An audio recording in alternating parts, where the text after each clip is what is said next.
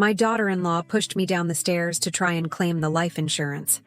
When I recovered, I made her regret it for the rest of her life. I'm glad to have you here. Follow my story until the end and comment the city you're watching from, so I can see how far my story has reached.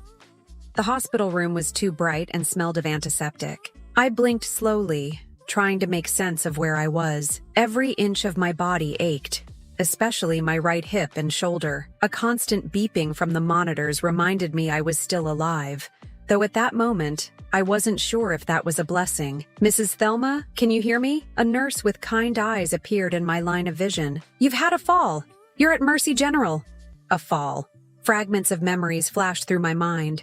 The top of the staircase, a sudden loss of balance, tumbling down, down, down, and then nothing. "My son," I whispered, my voice raspy from disuse. "Is my son here?" "Marcus has been here every day," the nurse said, adjusting my IV. "He and his wife just stepped out for coffee. They'll be back soon." His wife, Azalea, my daughter-in-law of 5 years, the woman who had swept into my son's life like a whirlwind, charming everyone with her bright smile and vibrant personality. Everyone except me. There was always something in her eyes when she looked at me, something calculating. I tried to sit up, but sharp pain shot through my hip. "How long have I been here?" 3 days. You've been in and out of consciousness. You broke your hip, fractured your shoulder, and had a concussion. You're lucky it wasn't worse, Mrs. Thelma. Lucky. I didn't feel lucky. At 68, a broken hip wasn't just painful. It was potentially life-changing. I had always prided myself on my independence, especially since my divorce from Harold 12 years ago. The thought of being dependent on others, particularly on Marcus and Azalea, made my stomach churn. I must have dozed off because when I opened my eyes again, the light in the room had changed. Low voices were coming from just outside my door. I recognized them immediately. Marcus and Azalea. "Don't understand why it's taking so long," Azalea was saying, her voice pitched low but intense.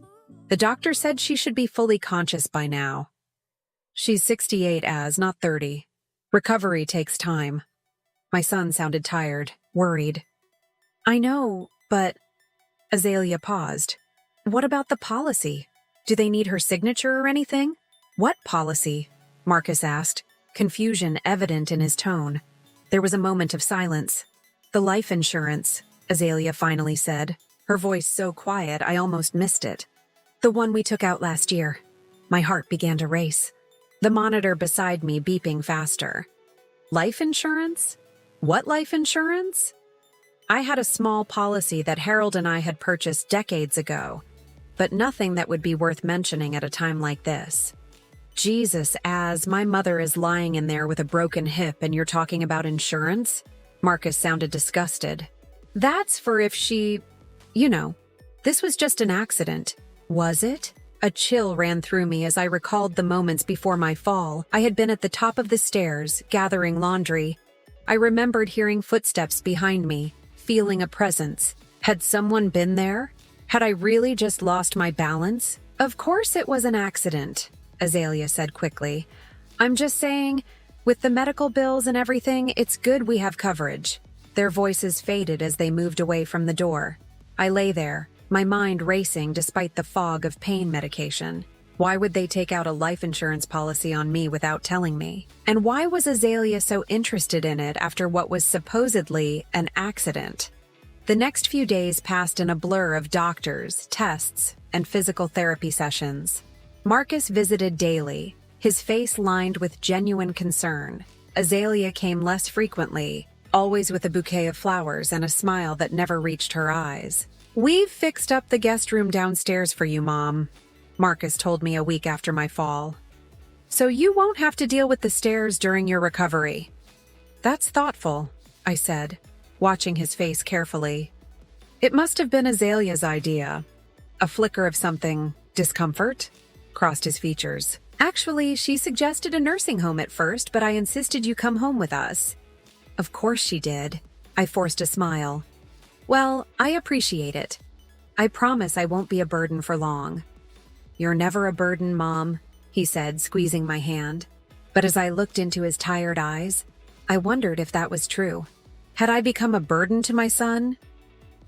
Was that why Azalea wanted me gone? Or was there something more sinister at play? The day before my discharge, when I was alone in my room, I asked the nurse to help me make a phone call.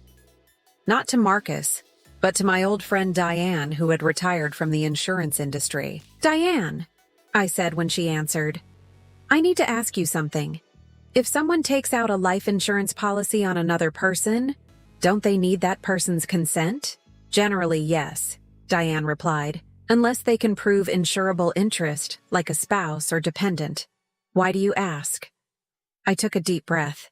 "Because I think my daughter-in-law pushed me down the stairs to collect on a policy I didn't know existed." Coming home to Marcus and Azalea's house felt strange. It had been my home for the past 3 years, ever since I sold my place to help Marcus with the down payment. Yet now, looking at the familiar cream-colored walls and family photos, everything seemed different, threatening somehow. "Mom, I've got your room all set up," Marcus said, guiding me gently through the front door, my walker thumping against the hardwood floors. I hated that walker. Hated the vulnerability it represented. The guest room had been transformed with a hospital bed, a bedside commode, and grab bars in the adjacent bathroom. So much effort for someone Azalea apparently wanted dead. "It's perfect," I lied, lowering myself carefully onto the bed. "You've thought of everything." "Well, the hospital gave us a list," Azalea said, appearing in the doorway with an artificial smile. "The physical therapist will come Tuesdays and Thursdays. I've written it on the calendar." "Thank you, dear," I said, matching her false sweetness. Two could play this game. That night, after Marcus brought me dinner on a tray and Azalea made a show of fluffing my pillows while he watched, I lay awake planning. If my suspicions were correct, I couldn't confront them directly. I needed evidence.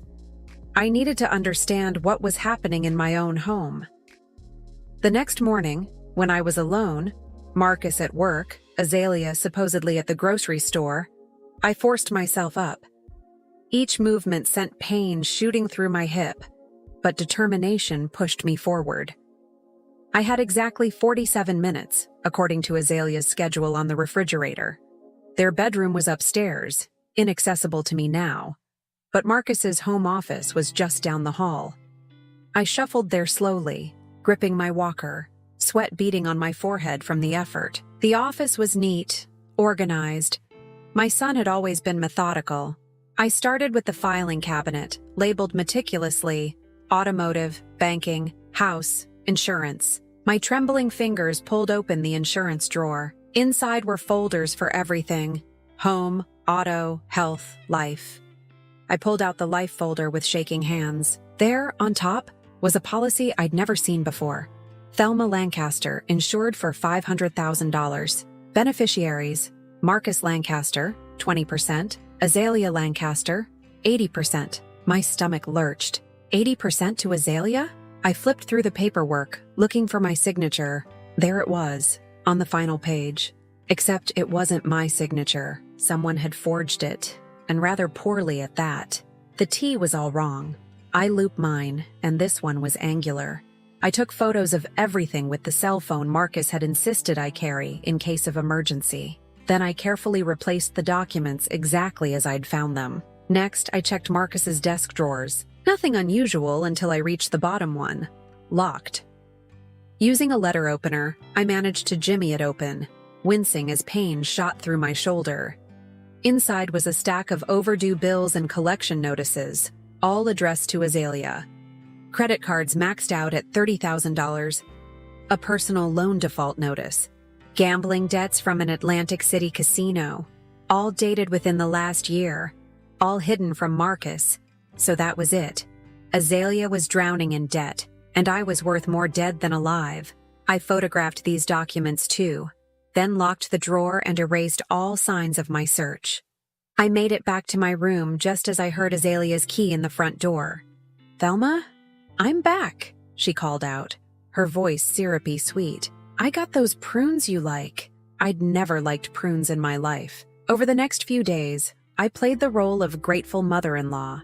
I ate the food Azalea prepared, took the pills she handed me, and pretended not to notice how she tensed whenever Marcus showed me affection. But when they thought I was napping, I listened.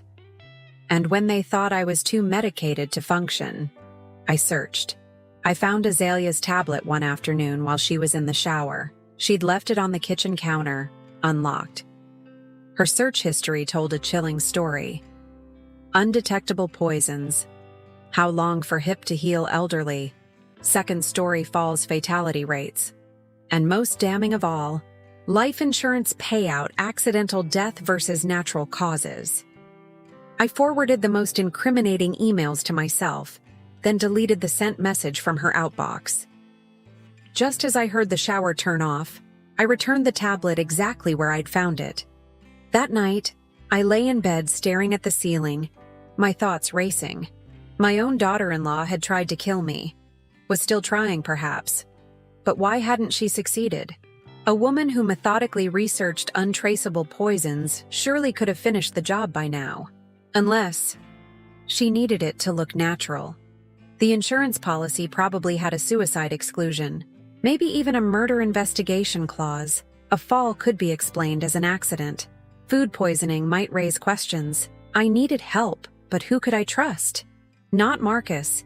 He was too in love with Azalea to believe she was capable of this. Not the police.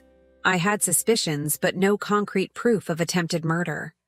My ex-husband, Harold? No, he was remarried and living in Florida. My sister lived in Oregon, too far to help with immediate concerns. Then I remembered Judith Miller, Azalea's former best friend. They'd had a falling out last year that neither would explain. I'd always liked Judith. She seemed genuine in a way Azalea never did. I waited until the next day when I was alone again. My physical therapist, Caroline, had just left after our session. She was a no-nonsense woman in her 50s who pushed me harder than I thought possible. "You're recovering well, Thelma," she'd said. "Much faster than most patients your age with similar injuries." That information was both encouraging and terrifying. How long before Azalea realized her window of opportunity was closing? With trembling fingers, I found Judith's number in my old contact book and dialed. "Mrs. Lancaster?" She sounded surprised. "Is everything okay?" "Judith," I said quietly, constantly listening for Azalea's return.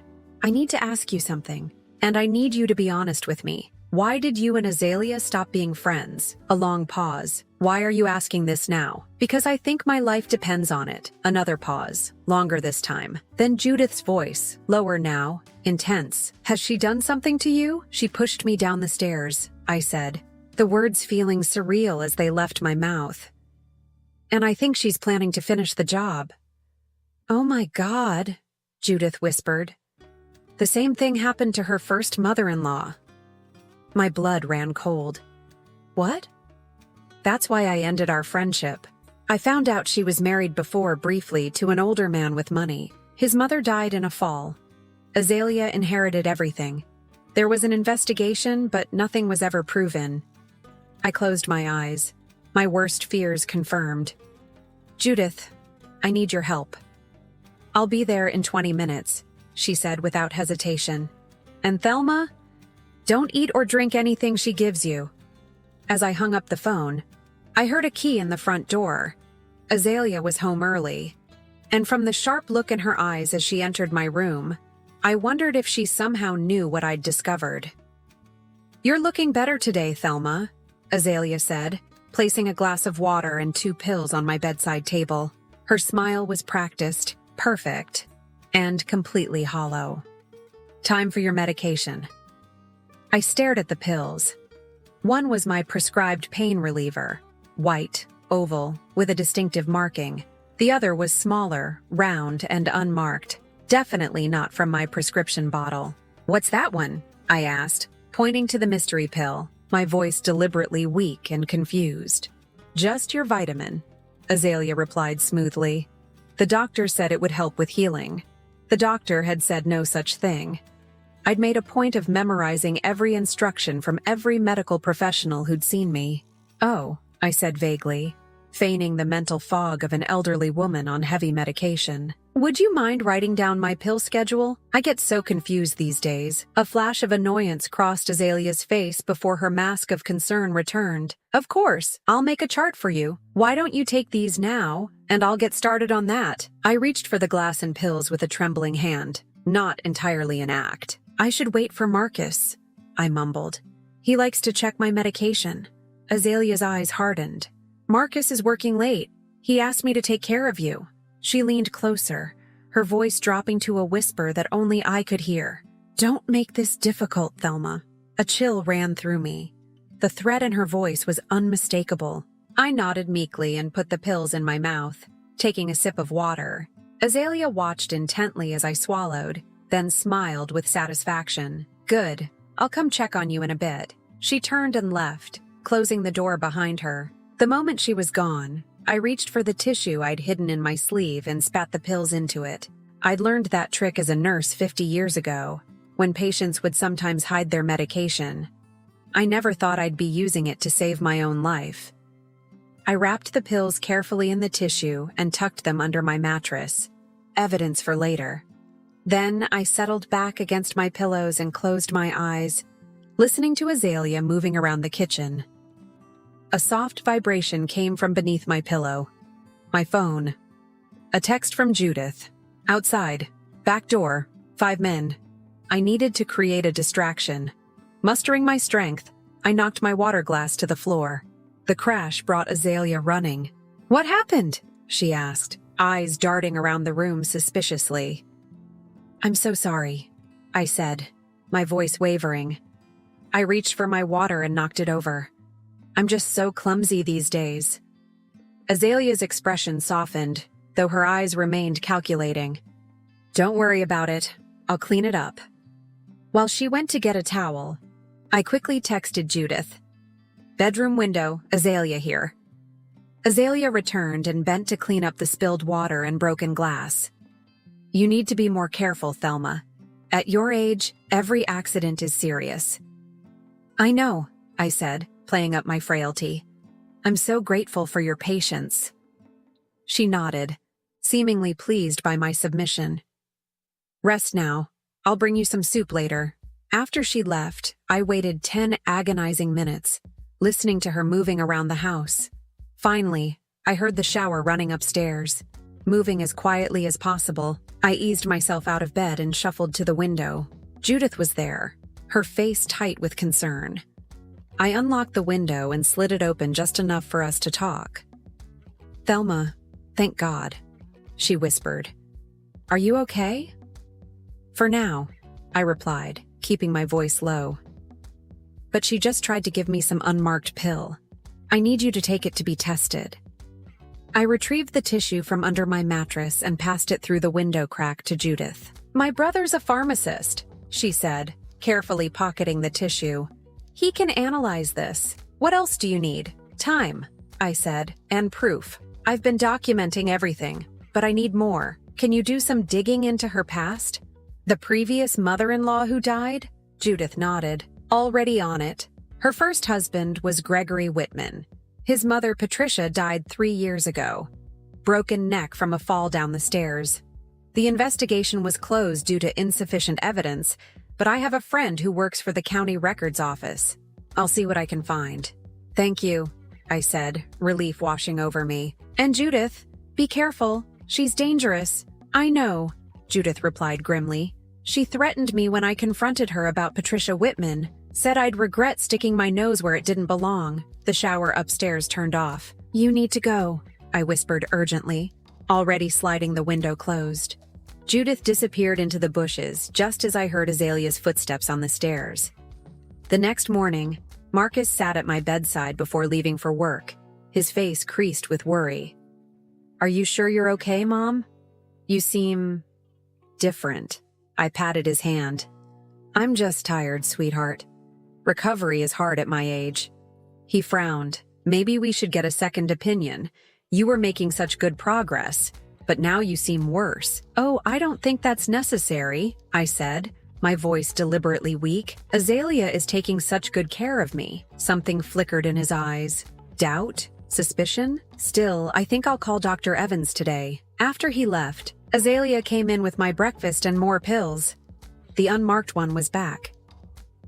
Marcus mentioned calling Dr. Evans, she said casually, watching me closely. I blinked up at her, the picture of confusion. Did he? I don't remember. You've been very forgetful lately, she said, her voice honeyed with fake concern. I'm worried about you, Thelma. Maybe we should talk to the doctor about your mental state. I understood her game now. If she couldn't kill me quickly, she'd try to convince everyone I was losing my mind. Then she could control my care completely, and my end would come soon after. You're probably right, I said, acting frightened and bewildered. I keep having these strange thoughts, like someone is trying to hurt me. Azalea stiffened. That's concerning. Paranoia can be a sign of dementia. I know, I sighed. Maybe I should talk to Marcus about it. No, she said quickly. Let me handle it. You'll just worry him unnecessarily. I nodded meekly and took my medication, hiding the mystery pill once again. As soon as she left, I spat it out and added it to my growing collection of evidence. Later that day, my physical therapist Caroline arrived. Azalea hovered nearby during the first part of our session, but eventually left to take a phone call. Caroline, I whispered urgently, I need your help. She looked startled by my sudden clarity and strength. What's wrong? My daughter-in-law is trying to kill me. I know how it sounds, but please, just listen. To her credit, Caroline didn't immediately dismiss me. She studied my face, then nodded. Go on. I quickly explained about the insurance policy, the unmarked pills, Azalea's previous mother-in-law. Caroline's professional demeanor didn't crack, but her eyes widened. I need you to document my actual condition, I said. Write in your official notes that I'm mentally sharp, physically improving. Make it clear that any deterioration would be suspicious. Caroline nodded slowly. I can do that. And I'll give you my personal number. Call me anytime. By the time Azalea returned, Caroline and I were back to normal exercises, with me deliberately performing more poorly than I had in our previous sessions. That evening, my phone vibrated with a text from Judith. Pills analyzed. Powerful sedative mixed with heart medication. Dangerous dose for someone your age. Wait. Gathering more info on Patricia W. Call you tomorrow. I closed my eyes. Fear and vindication washing through me in equal measure. I wasn't paranoid. Azalea was trying to kill me, slowly but surely. The next day, Marcus took a rare day off work to stay with me. Azalea was clearly displeased, but hid it well. You don't need to babysit me, she told him over breakfast.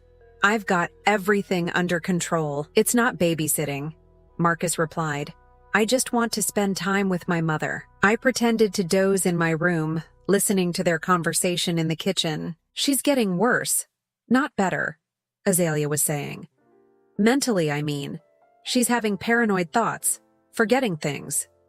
That doesn't sound like Mom, Marcus said, concern evident in his voice. People change when they age, Azalea insisted. Remember how your boss's mother got? One day fine. The next day accusing the nurses of stealing her jewelry? There was a long pause. Maybe we should consider that nursing home after all, Marcus finally said, his voice heavy with reluctance. My heart sank. Despite my documentation, despite my careful planning, Azalea was winning. My own son was beginning to doubt me. I needed to change tactics. Playing weak and confused had protected me temporarily, but it was time to fight back. When Marcus came to check on me later, I was sitting up in bed, alert and clear-eyed. Mom, he said, surprised by my appearance. You look better. I feel better, I said firmly, and I need to talk to you about something important. He sat on the edge of my bed, worry creasing his brow. What is it? I took a deep breath. This was it, the moment of truth. There's something you need to know about Azalea. Marcus's face hardened before I could even begin. If this is about Azalea suggesting the nursing home, Mom, she's just concerned about you. We both are. I shook my head. It's not that, Marcus. It's... Mom, he interrupted, his voice gentle but firm. I know it's hard to accept help, especially from Azalea. You two have never really connected, but she's trying. My heart sank. He wasn't ready to hear the truth. If I told him now, with no proof but my word against hers, I'd only push him further into her arms, and myself closer to that nursing home where she could control everything. I just wanted to thank her, I lied, forcing a smile, for all she's doing. Could you ask her to come see me? Relief washed over his face. Of course. I'm glad you're finally warming up to each other. As soon as he left, I texted Judith. Need more concrete evidence now. Marcus won't believe me yet. Azalea appeared in my doorway moments later, her smile not reaching her eyes. Marcus said you wanted to talk to me. Yes, I said, matching her false warmth. I wanted to thank you for everything, and to apologize for being difficult. Suspicion flickered across her face. That's very kind of you, Thelma. I've been thinking, I continued, hating every word, that maybe you're right about the nursing home. I don't want to be a burden.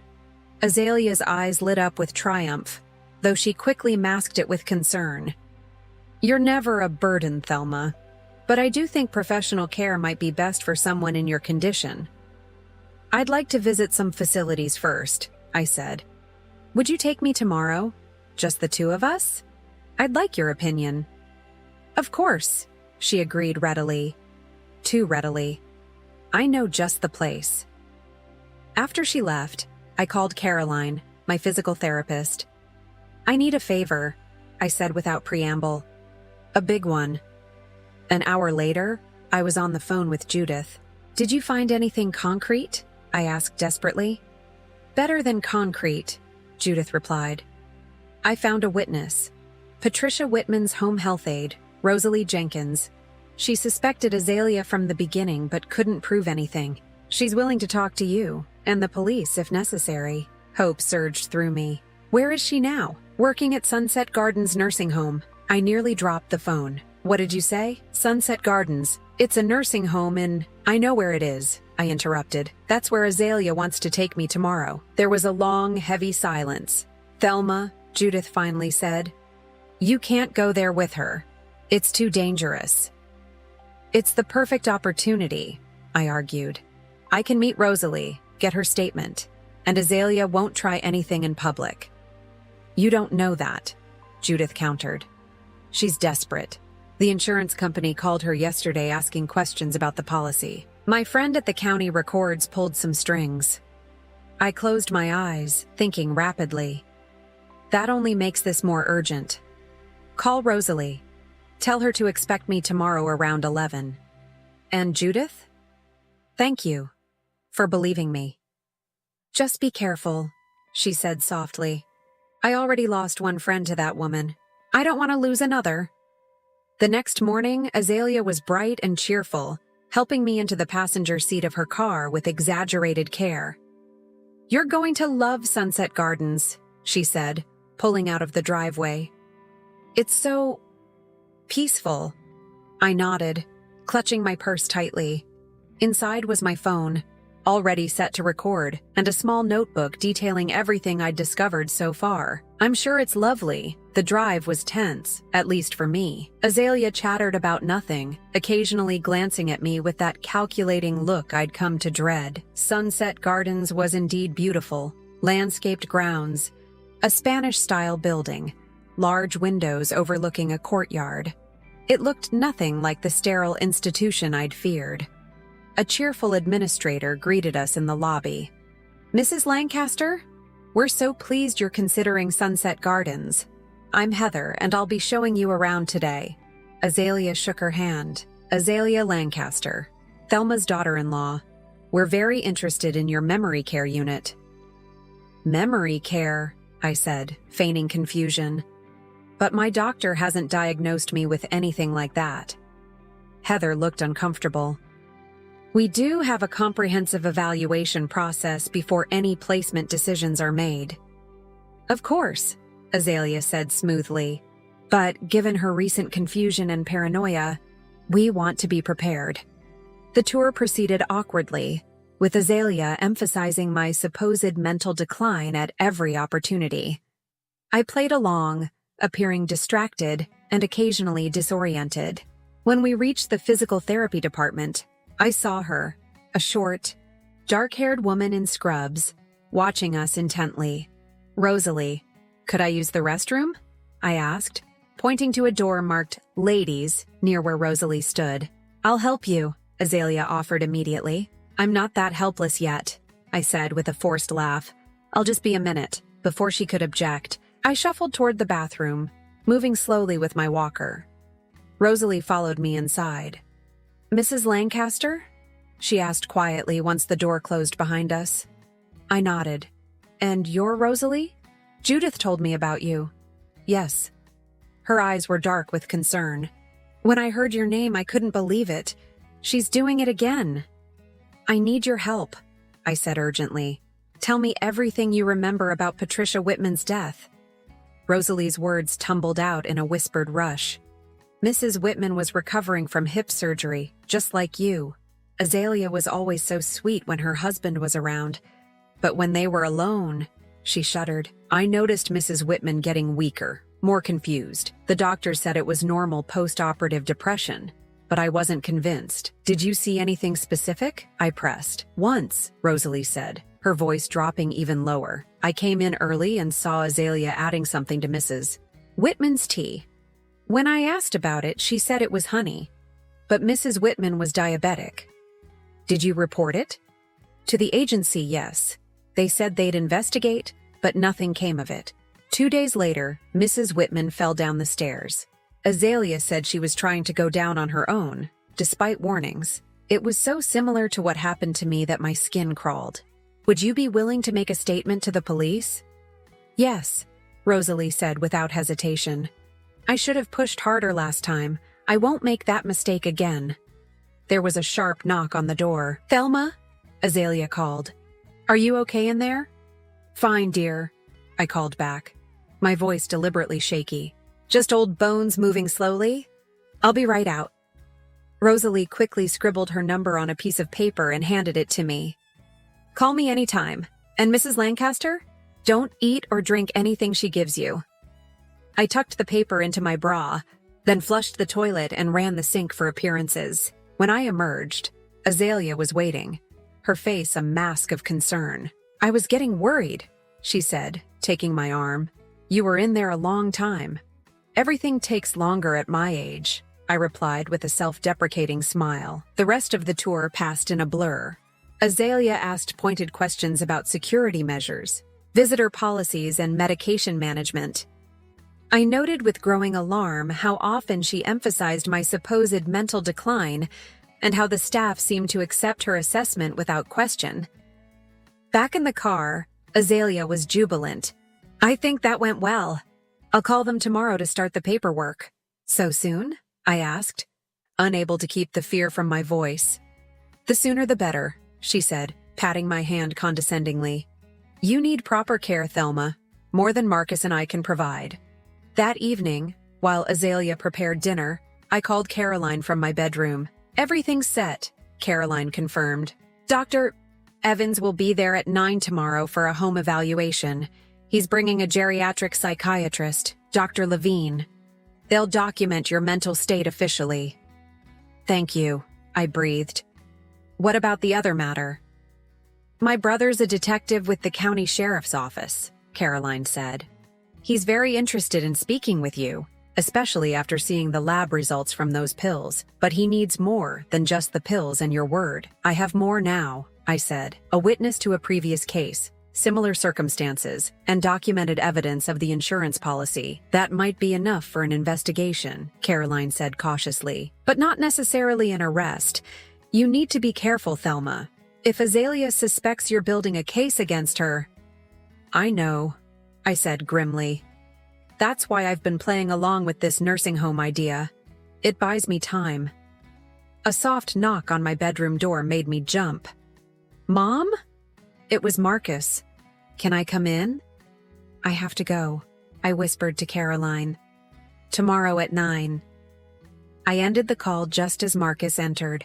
His face was drawn with worry. "Mom, I've been thinking about this nursing home thing. Are you really okay with it?" I hesitated. searching his face. Was he finally seeing through Azalea's facade? To be honest, no, I admitted, but Azalea seems to think it's for the best. Marcus sat on the edge of my bed, running a hand through his hair. She's just concerned about your health. We both are. I know, sweetheart, I said, patting his hand, but I'd feel more comfortable if my regular doctor evaluated me first, just to make sure we're making the right decision. He looked relieved. I was thinking the same thing. I've already called Dr. Evans. He's coming tomorrow morning. I smiled, feeling a surge of hope. My son wasn't completely under Azalea's spell after all. Later that night, my phone buzzed with a text from Judith. Found something big. Azalea changed her name 5 years ago. Before that, she was Angela Winters. 2 previous marriages, both to wealthy older men, both ended when they died unexpectedly. Call me ASAP. I stared at the message, my blood running cold. This wasn't just opportunistic murder, it was a pattern, a career. And my son was married to this predator. I was about to call Judith when my bedroom door opened silently. Azalea stood in the doorway, watching me with cold, calculating eyes. "Who are you texting at this hour, Thelma?" she asked softly, her voice like ice. I quickly set my phone down, heart pounding. Just an old friend. I couldn't sleep. She moved into the room, fluid as a snake. An old friend? How nice. Anyone I know? I doubt it, I said, forcing a smile. Just catching up. Azalea sat on the edge of my bed, too close for comfort. Marcus told me Dr. Evans is coming tomorrow. Was that your idea? I just thought a professional opinion would help us make the right decision, I said carefully. She studied my face, her eyes narrowing slightly. You seem sharper tonight, more like your old self. I feigned confusion. Do I? I'm just tired, I think. She reached out and picked up my water glass from the bedside table. You should stay hydrated. It helps with recovery. She held the glass out to me, her eyes never leaving mine. A challenge. Thank you, I said, taking the glass but not drinking.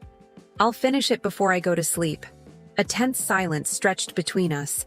She knew I suspected her, and I knew she knew. Well, she finally said, standing up, try to get some rest. Tomorrow will be a big day. After she left, I poured the water into my bedpan and hid the glass under my bed. One more piece of evidence for tomorrow. But as I lay awake in the darkness, I wondered if I would live to see the morning. Azalea was cornered, and that made her more dangerous than ever. I didn't sleep that night. Every creak of the house, every shadow that passed my door sent my heart racing. I kept my phone clutched in my hand, 911 pre-dialed. If Azalea decided to make her move, I wouldn't go without a fight. Dawn came. Pale light filtering through my curtains. I was still alive. But the day ahead would be the most dangerous yet. At 7:30, Marcus knocked gently on my door. Mom, you awake? Come in, I called, quickly smoothing my hair and sitting up straighter. He entered with a tray of breakfast. Toast, scrambled eggs, orange juice. I made you breakfast, he said with a small smile. Like you used to make for me when I was sick. My heart melted. That's very sweet, honey. Azalea had to run some errands before Dr. Evans arrives, he explained, setting the tray across my lap. She seemed upset about something. Did you two have words last night? I hesitated, then decided on a partial truth. She came in while I was texting an old friend. Maybe she thought it was odd I was up so late. Marcus frowned. She's been acting strange lately, tense, secretive. He sat on the edge of my bed. Mom, can I ask you something? Honestly? I nodded, hope rising in my chest. Have you noticed anything off about Azalea? Especially since your accident? Why do you ask? I countered carefully. He rubbed the back of his neck, a gesture he'd had since childhood when he was troubled. I found something in her desk drawer yesterday. I wasn't snooping, I was looking for stamps, but... He paused, conflicted. It was a life insurance policy, on you, for $500,000. I see, I said, keeping my voice neutral. And you didn't know about this policy? No, he exclaimed. I would never. He trailed off, his expression darkening. The signature didn't look like yours either. The moment I'd been waiting for had arrived, but I needed to tread carefully. Marcus, I said gently, there's something I need to show you. I reached for my phone and pulled up the photos I'd taken, the forged insurance documents, Azalea's search history, the bills she'd hidden from him. As he scrolled through them, his face grew paler. This can't be real, he whispered. Azalea wouldn't. She couldn't. There's more, I said, showing him the unmarked pills I'd saved. She's been trying to drug me. A lab analysis showed they contain a dangerous combination of sedatives and heart medication. Marcus stood up abruptly, pacing the small room. Why? Why would she do this? Money, I said simply. She's deeply in debt, Marcus. Gambling, credit cards, loans. She saw me as a solution. He stopped pacing, his back to me. You're saying my wife pushed you down the stairs, that she's been slowly poisoning you, that she forged an insurance policy to profit from your death. His voice was flat, disbelieving. I know how it sounds, I acknowledged. But there's more you need to know. This isn't the first time she's done this. I told him everything. About Patricia Whitman, about Rosalie's testimony, about the name change Judith had discovered. With each revelation, Marcus seemed to fold in on himself, as if physically wounded. Dr. Evans will be here soon, I finished gently. He'll evaluate me and document that I'm mentally competent.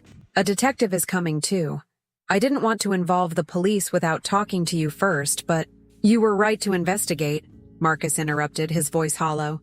If even half of this is true. The sound of a car door slamming interrupted us. Through the window, I saw Azalea getting out of her car, her face set in determined lines. She's back, I said quietly. Marcus straightened, his expression hardening. I'll handle this. Marcus, wait. But he was already striding out of the room, a man on a mission. I heard the front door open, heard Azalea's falsely bright greeting, then Marcus's cold response. We need to talk, Azalea. Now. I eased myself out of bed and shuffled to my doorway, straining to hear. What's wrong? Azalea asked, her voice concerned but with an undercurrent of wariness. I found the insurance policy, Marcus said bluntly. A beat of silence. What insurance policy? Don't, Marcus snapped. Don't lie to me. The life insurance policy you took out on my mother. The one with the forged signature. Oh, that, Azalea said, her voice lightening with apparent relief. I was going to tell you about that. It was supposed to be a surprise, a security measure, for both of you. A surprise? Marcus's voice dripped with disbelief. A $500,000 policy that pays out 80% to you if she dies is a surprise? You're making it sound sinister, Azalea protested. It's just financial planning. And the pills you've been giving her? The ones that aren't in her prescription bottle? Is that financial planning too? Another pause, longer this time. When Azalea spoke again, her voice had changed, colder, harder. She's been talking to you, hasn't she? Turning you against me with her paranoid delusions. She showed me evidence. Azalea, lab results, forged documents, your search history about untraceable poisons and insurance payouts. She's lying, Azalea shouted, her composure finally cracking. She's always hated me, always tried to come between us. Can't you see she's manipulating you? The only one manipulating anyone is you, Marcus replied, his voice ice cold. I want you out of this house, now. You can't be serious, Azalea said, her tone shifting to wounded disbelief. Marcus, baby, this is all a misunderstanding. Your mother is confused, paranoid. That's why we were considering the nursing home, remember? For her own good. Stop it, Marcus said, his voice shaking with anger. Just stop. I know about Patricia Whitman. I know about your name change. I know everything, Azalea. Or should I call you Angela? The silence that followed was deafening. Then I heard a sound that made my blood run cold. A soft, menacing laugh. You know nothing, Azalea said, her voice completely transformed, empty of the warmth and charm she usually affected. Nothing at all. There was a sudden commotion, a crash, a shout from Marcus. Fear propelled me forward. I grabbed my walker and moved as quickly as I could toward the living room. The scene that greeted me was chaos. A lamp lay shattered on the floor. Marcus was clutching his arm, blood seeping between his fingers. And Azalea stood between us, a kitchen knife in her hand, her beautiful face contorted with rage. "Look who decided to join us," she said, turning toward me with that knife. "The meddling mother-in-law who couldn't mind her own business." "Azalea," I said calmly, though my heart was hammering. "Put the knife down. Dr. Evans will be here any minute." "No, he won't," she replied with a cold smile. "I called and canceled. Said you were too confused today for an evaluation. Isn't that convenient?" Marcus moved toward her, his face pale but determined. "Azalea, this is insane! Give me the knife!" She whirled back to him, the knife pointed at his chest. "Stay back. Both of you, sit down. Now!" We complied, Marcus helping me to the couch while keeping himself between me and Azalea. "What's your plan here?" he asked her, his voice remarkably steady. "You can't kill both of us and call it an accident." "I don't need to," she replied, pacing like a caged animal. "Just one of you. The other can take the blame." Her eyes fixed on me, calculating. Thelma finally lost her mind, attacked her own son. When I tried to intervene, she fell and hit her head. Tragic, but not surprising given her deteriorating mental state. My blood ran cold. It was a perfect scenario, one that would leave Marcus devastated and Azalea blameless. And rich. "It won't work," I said, my voice stronger than I expected. "There's too much evidence now. Judith knows everything. So does Caroline, and Rosalie, and Detective Harmon. They're all expecting to hear from me today." Doubt flickered across Azalea's face, but she quickly masked it. "You're bluffing. No one would believe a confused old woman over me." "My mother isn't confused," Marcus said firmly. "And you're not as clever as you think, Azalea. We have your search history, your financial records, the pills you tried to give her. It's over." Azalea's grip on the knife tightened. "It's not over until I say it's over."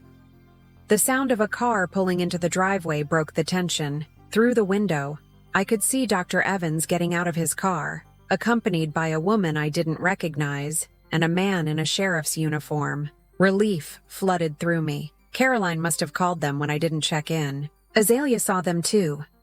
Panic flashed across her face, followed by cold resolve. She lunged toward me, knife raised. "Mom!" Marcus shouted, throwing himself between us. What happened next seemed to unfold in slow motion, Marcus grappling with Azalea for the knife. The front door bursting open, the sheriff drawing his weapon. Azalea's face twisted with fury and desperation.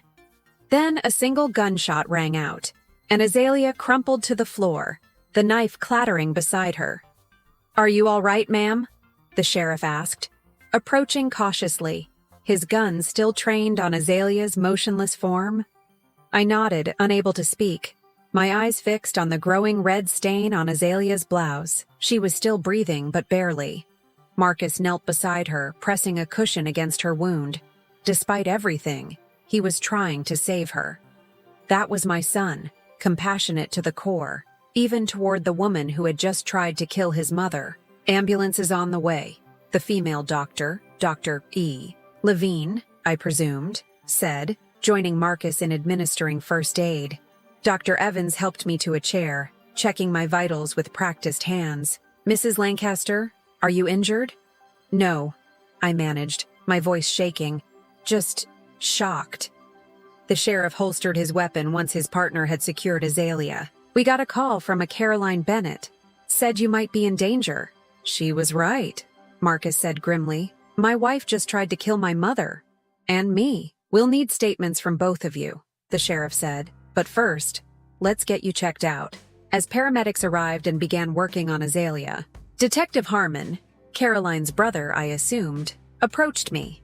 "Mrs. Lancaster," he said gently, "Caroline told me about your suspicions. I'm sorry we didn't get here sooner." "You got here in time," I said. watching as they loaded Azalea onto a stretcher, an oxygen mask over her face. That's what matters. Marcus sat beside me, his arm now properly bandaged. He looked shell-shocked, his face ashen. "I can't believe I didn't see it," he whispered. "All this time, living with a monster." I took his hand. "She was very good at hiding who she really was. It's not your fault." He turned to me, his eyes filling with tears. "I'm so sorry, Mom. If you had died because I brought her into our lives..." "But I didn't," I said firmly. "I didn't, because I'm tougher than I look, and because I had help." I squeezed his hand. "We're going to be okay." As the paramedics wheeled Azalea out, her eyes fluttered open. For one brief moment, our gazes locked. There was no remorse in her eyes, only cold fury at being thwarted. Then she was gone, and for the first time in weeks, I could breathe freely again. 6 months can change everything, or perhaps more accurately, 6 months can restore what should have been all along. I sat on the porch swing of my new home, a cozy one-story cottage with no stairs to navigate, watching the autumn leaves dance across the lawn. My hip had healed remarkably well, ahead of schedule for a woman half your age, Dr. Evans had said at my last checkup. My shoulder barely ached anymore, except when rain was coming. The physical wounds had mended. The emotional ones were taking longer but healing nonetheless. "More tea, Mom?" Marcus appeared in the doorway, pot in hand. "Please," I said, smiling as he refilled my cup. "It's perfect weather for it." He settled beside me on the swing, his own mug cradled between his palms. 6 months had changed him too. New lines around his eyes, a touch of gray at his temples that hadn't been there before. "Trauma ages you, but so does wisdom." "Judith called," he said after a comfortable silence. "She's bringing over that casserole she promised, the one with the green beans you like." I nodded, warmth spreading through my chest. Judith had become a dear friend in the aftermath, checking on me daily, bringing books and puzzles during my recovery, offering the kind of steady support that only someone who truly understands can provide. "And Caroline's stopping by later to go over your new exercise routine," Marcus added.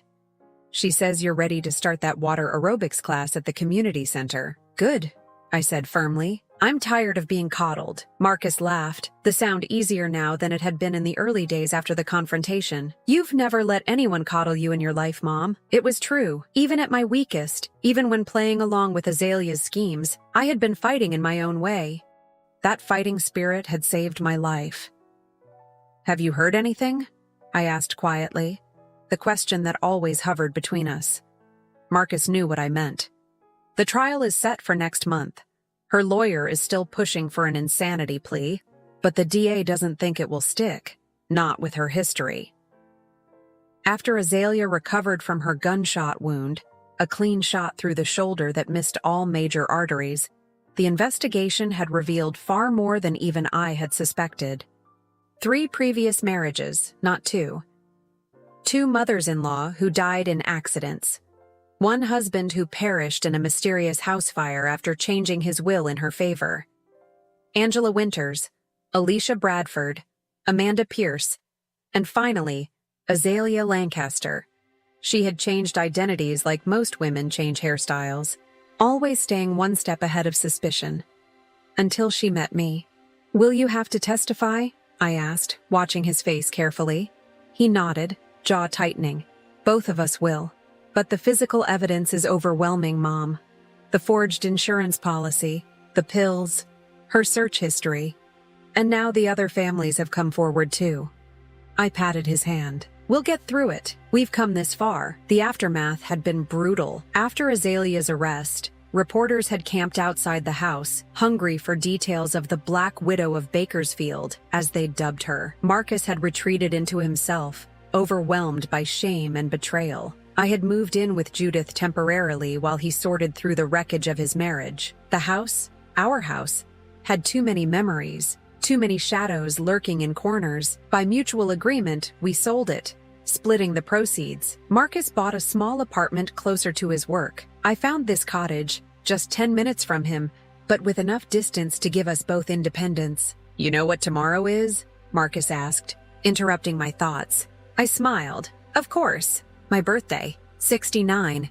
He mused. How does it feel? Like a victory, I said simply. Because it was. Each birthday, each holiday, each ordinary Tuesday that Azalea had tried to steal from me was now a triumph. I had survived not just her attempts on my life, but the aftermath too.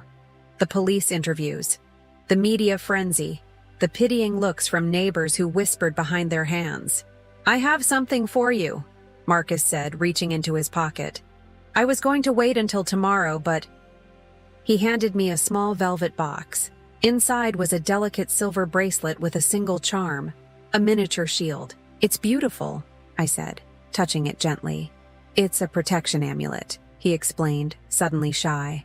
I know it's silly, but it's not silly at all, I assured him, fastening it around my wrist. I love it. The sun was setting now, painting the sky in brilliant oranges and pinks. We sat in comfortable silence, the swing creaking gently beneath us. I filed the divorce papers today, Marcus said suddenly.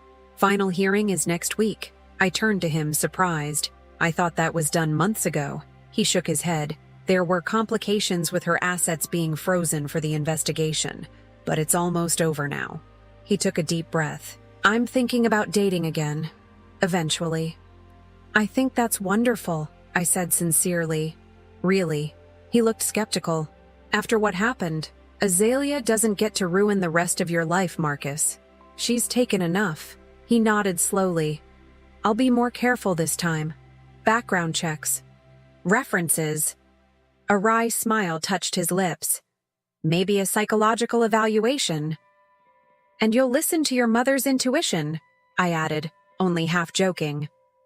Always, he promised, squeezing my hand. The sound of a car pulling into the driveway ended our conversation. Judith emerged carrying a covered dish, her face brightening when she saw us.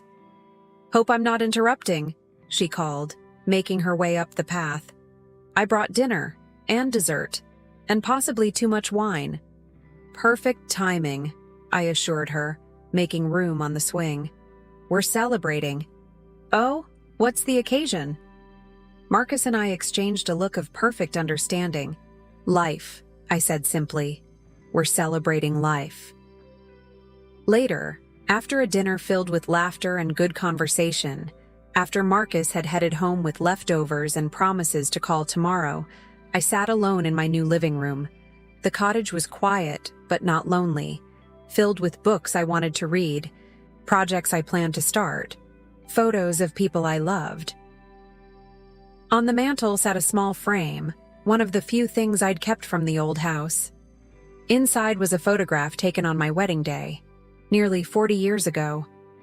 Not of Harold and me, that picture had long since been relegated to a drawer, but of my parents. They stood arm in arm, beaming with pride, unaware that the marriage they were celebrating would end in divorce, that the future held both joy and sorrow. They had raised me to be strong, to be independent, to fight for what mattered. Without knowing it, they had prepared me for Azalea. My phone chimed with a text message. It was from Detective Harmon. Thought you'd want to know. AZ accepted plea deal today. 25 to life. No possibility of parole. It's over. I read the message twice, letting the words sink in. It was over. Not just the investigation or the legal proceedings, but the fear, the uncertainty, the shadow that had hung over us for months. I typed back a simple thank you and set the phone aside.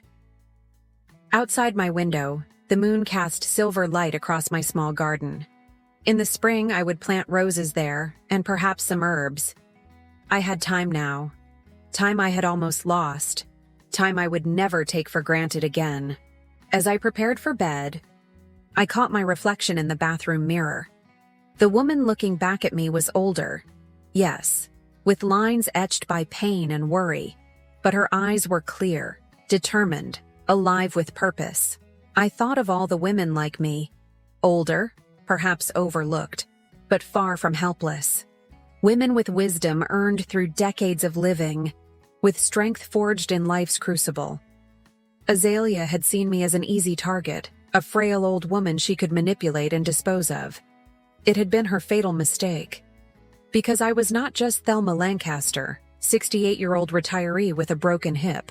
I was a survivor, and I had so much life left to live, too. Now, I'm curious about you who listened to my story.